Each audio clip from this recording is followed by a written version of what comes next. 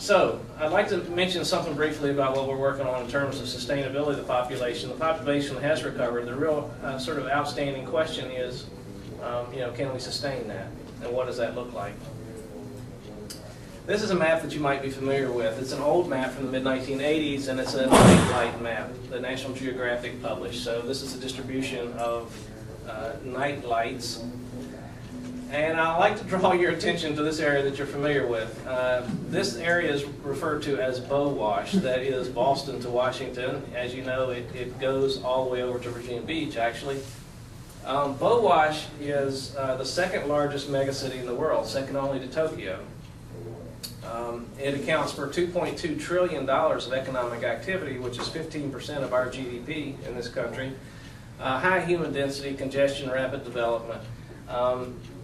And one of the consequences of that is, a change in land use. These are pictures I took a couple years ago when we were flying on the upper Potomac. This is just down below D.C. We are consuming land along some of these tributaries at a phenomenal rate, at an industrial scale. I can't imagine the army of workers it takes to affect this. It used to be we developed tracks, 10 houses here, 5 houses there, and it took a long time. That's not what's going on up here. It's like 1,000 units being built simultaneously, and that is consuming tremendous amounts of land. And if we go back in time and we look at the trend here, the bottom line is that we're consuming land at a rate of about 70 square kilometers per year. And that is not just, I'm not talking about, fragmentation. I'm talking about rooftops and pavement. So it's been an unprecedented period of development of the Chesapeake Bay watershed. And I want to show you what that looks like. This is from the human population census that we just had one in 2010. This was 1950. And this is what the distribution of these human densities looked like in 1950. And I'm going to show you a series of these. 1969, this was this sort of post-World War II expansion. 89. And the last one that we have any real data for was the 2000. We still don't have the 2010 data. You can see there's been quite a change in terms of the human footprint on the landscape in the bay. And we have done some population simulations. I think there's one more here maybe. Yes, 2060. That's what we expect the landscape to look like in 2060. And so our concern, we have sort of come over this demographic, blip that we had from Silent Spring. Our concern really looking forward is really this interaction between humans and eagles, and what does that look like moving forward? That's really the challenge that we are faced with now, and have been actually since 1980. Yeah, I think I only have a couple of slides. I'm just going to mention some of the work that we've done several years ago. This is how we are currently managing eagles. This is an eagle nest up on the Rappahannock River, and what we tend to do from a management standpoint is put a buffer around that. Okay, it restricts what we can do within that space. The closer buffer is more restricted than the outer buffer, but there are restrictions on house building, human activity like recreational activity and that sort of thing to protect that eagle nest. Right, and this consumes some space, so this is on private land here. Well, this is what that management space looks like over time. And it turns out that by 2007, we were up in the, say, 48,000 acres of private land range in the lower bay. So this is the amount of private land that is under restriction for the protection of eagles, right? This is the public land here, which is a lower portion of this.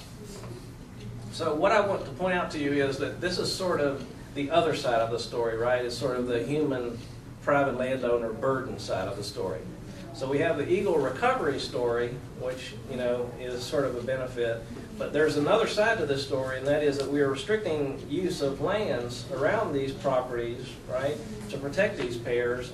And because this population is growing exponentially, the effect of that is growing exponentially, right? And if we look at the value of these lands, and so this is a nest here on the eastern shore of Virginia, and put a buffer around that, and these are tax maps here, right? Okay, so now if we look at the value of this land, you can see it took us a long time to reach $1 billion in value. In fact, it took a number of decades, but the next billion came in about 4 years, and the next billion came in about 2 years, and you can see the story here. We are ramping up what I'm referring to as the burden on society, right, to protect eagles long term. And the question for us is that sustainable and realistic? You know, can we push, you know, how far is our society willing to go to protect this many eagles over time? That's sort of the conflict that our society is sort of grappling with now. Another thing I'll point out is that, as you know, we reached recovery back here in the mid-1990s, right? That's when we said that the population had reached this recovery.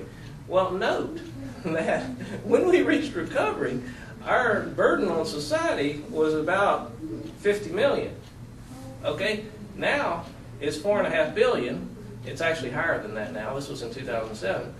But one might argue that this may represent the social overburden. So you can see that this is sort of the social, you know, struggles that we're sort of entering into here. Okay. So I feel like that's sort of where we are now, is this eco-social trade-off, right? So, and we have to understand from a conservation standpoint that we should be looking for solutions that are equitable on both sides of this story. Right? I mean, we can't put all of our resources into eagles. They have recovered nicely. So what do we need? And those are sort of some of the studies that we have been working on, the sort of social aspect of conservation of eagles in the lower bay. I'm not sure what's next. So the rate of land conversion is huge, and this has mostly to do with the demand for residential housing, land conversion. There are a lot of impacts that come on along with land conversion to eagles and other things as well. The market pressures on properties are extreme. I didn't talk about that part of the research. But some of these properties are incredibly valuable, and it's difficult to restrict some of these landowners from that development. Some of them do it voluntarily, of course, which is great. This land conversion is going to play out over the next couple of decades, and we're going to struggle, you know, about this question. And it's a central question now in conservation on this continent, not just related to eagles, but other things that require space. You know, how do we go about divvying up the space? And in our free market society, you know, how do we go about assessing, you know, what our society is willing to support in terms of some of these species? I think that's it. Yeah.